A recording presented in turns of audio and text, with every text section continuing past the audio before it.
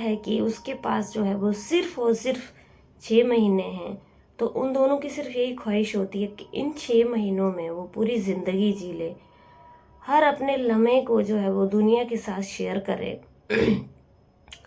अब क्या था कि उसके जो सिर के बाल थे, उनके बालों को बिल्कुल, क्योंकि सिर के ऊपर कोई बाल नहीं रहे थे, अब उसने उसके विवेक की वजह से अपने सिर के बालों को भी काट दिया। जी हाँ दोस्तों, राधे राधे, आदाब, सत श्री अकाल, नमस्कार दोस्तों। आप सब लोगों का मेरे यूट्यूब चैनल में बहुत ज़्यादा हार्दिक अभिनंदन है। आप सब लोग कैसे हो दोस्तों? आई होप दोस्तों आप सब लोग बहुत अच्छे से होंगे। बता दें कि आज की कहानी जो है वो बहुत ही अच्छी कहानी है, और जो कहानी दुनिया में आजकल बहुत ही कम देखने के लिए मिलती हैं। बहुत ही कम लेडीज़ आजकल के वक्त में ऐसी हैं जो कि ऐसे धर्म के ऊपर अपने सत्य निष्ठा के साथ खड़ी हुई हैं। तो चलिए दोस्तों, आज की कहानी की शुरुआत हम करते हैं। आज की कहानी जो है वो नेपाल की है। नेपाल से, नेपाल में क्या होता है कि एक लड़का होता है और एक लड़की होती है। लड़की की उम्र जो है वो 15 ही साल होती है, स्कूल में पढ़ रही होती है। लड़के की उम्र जो है वो 18 साल होती है।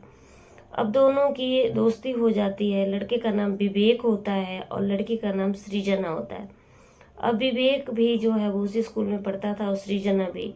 अब तारन नाम का एक स्कूल है जहाँ नेपाल में, जिस स्कूल में ये पढ़ते थे। अब क्योंकि विवेक जो है वो सीनियर था, अब 12th क्लास जो है वो पास आउट हो गया, और सृजना जो थी वो अभी पिछली ही क्लास में थी। अब इस बीच जो है वो इन दोनों में बातचीत होती है, दोस्ती होती है, और काफ़ी बातचीत चलती है। अब क्या होता है, इनका जब स्कूल क्लियर हो जाता है, विवेक भी पास हो जाता है और सृजना भी वहाँ से पास आउट होकर के निकल जाती है। तो ये दोनों जो हैं वो अपने बातों का सिलसिला फिर भी जारी रखते हैं, और इनकी बातों का सिलसिला जारी रहता है। एक ही कॉलेज में जो है वो ये एडमिशन लेते हैं जहाँ से वो ग्रेजुएशन करते हैं, और धीरे धीरे इनकी बातचीत होने लगती है दोस्तों। और अब इनकी बातचीत जो है वो दोस्ती में, प्यार में बदल जाती है।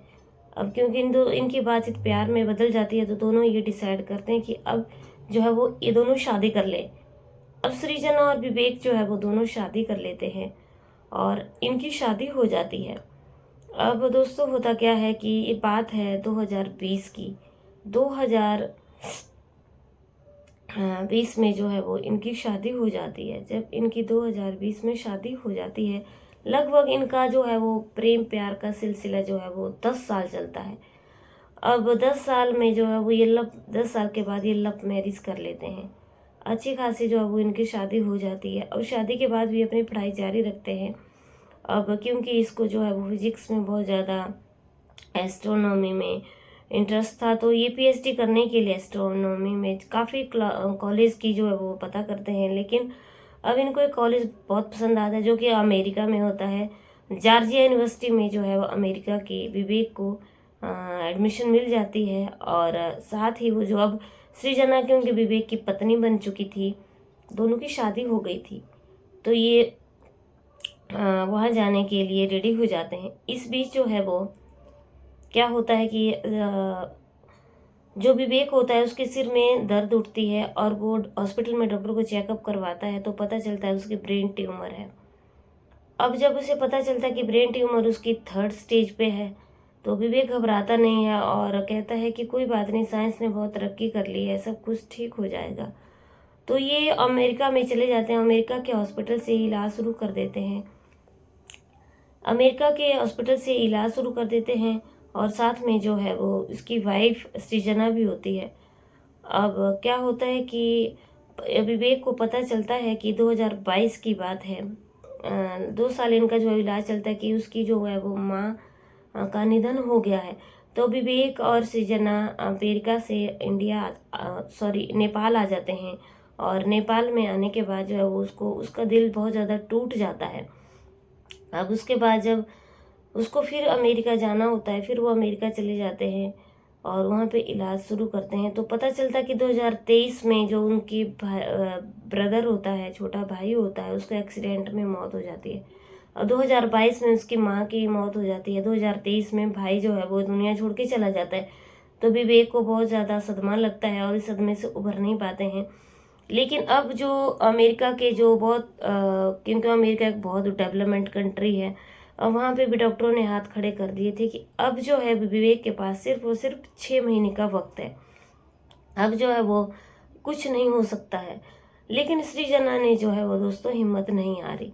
सृजना को अपने पैर के ऊपर बहुत ज़्यादा भरोसा था और वो बोलती थी कि भगवान कोई ना कोई करिश्मा जरूर दिखाएगा। अब ये 6 महीने जो थे, सृजना और विवेक ने डिसीजन लिया कि वह हर लम्हा दुनिया के साथ शेयर करेंगे, क्योंकि सोशल मीडिया का ज़माना है और सोशल मीडिया पे जो है वो अपनी हर चीज़ को, हर छोटी छोटी चीज़ों को शेयर करने लगे। उन्होंने सोशल मीडिया को अपनी एक परिवार बना लिया और वो एक अच्छे नामी ग्रामी जो थे, वो नेपाल के एक इंस्टा इन्फ्लुएंसर भी थे, इंस्टा पे अपनी वीडियो डालते थे और उनका एक यूट्यूब चैनल भी था। लेकिन उस पर वो अपनी हर चीज़ को शेयर करते थे, डांस की वीडियो, रील्स बनाना कभी, और एंटरटेन करते रहते थे। और सृजना का कहना था कि ये दोनों लड़ाई ज़िंदगी की, दोनों इकट्ठे मिल करके लड़ेंगे, ज़िंदगी को जिएंगे। अब क्या था दोस्तों, लेकिन किसको क्या पता था कि 6 महीने का वक्त जो है वो इतने जल्दी बीतता जाएगा। अब सृजना ने भी अपने सिर के बाल कटवा लिए थे, क्योंकि कीमोथेरेपी में जो है वो विवेक के बाल बिल्कुल भी सिर पे नहीं रहे थे। सृजना विवेक का हर लम्हा ध्यान रखती थी बच्चों की तरह।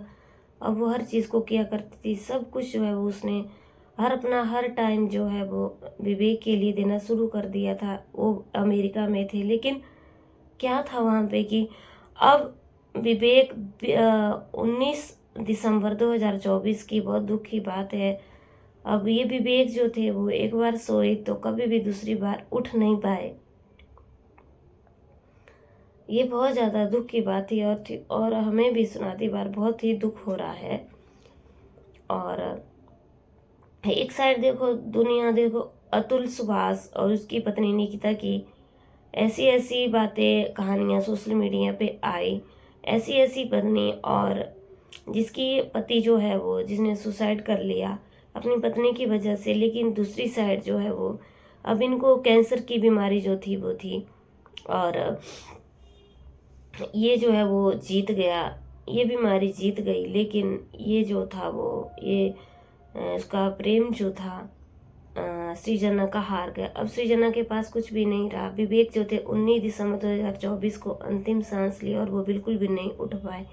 लेकिन वहाँ पे अब बात ये हो गई थी, सृजना के पास एक भी पैसा नहीं बचा था, सारे पैसे विवेक के इलाज में ख़त्म हो गए थे। अब अमेरिका जैसा कंट्री में जो है वो किस तरीके से अब अंतिम संस्कार किया जाएगा, तो उन्होंने जो है वो वहाँ पे एक मुहिम चलती है कि जिसके पास कलेक्शन नहीं है वो सब लोग वहाँ पे हेल्प करते हैं। तो वहाँ पे सब लोगों ने वहाँ पे हेल्प की और $18,000 उस हेल्प में इकट्ठे हुए। अब $18,000 जब उनको वहाँ पे हेल्प की गई, सब लोगों ने वहाँ पे दान में दिए, तो फिर उससे जो है वो उसका अंतिम संस्कार विवेक का हुआ। और चीखती चिल्लाती जो है वो सृजना रह गई, जिसकी सिर्फ और सिर्फ वीडियो ही सामने दोस्तों आई।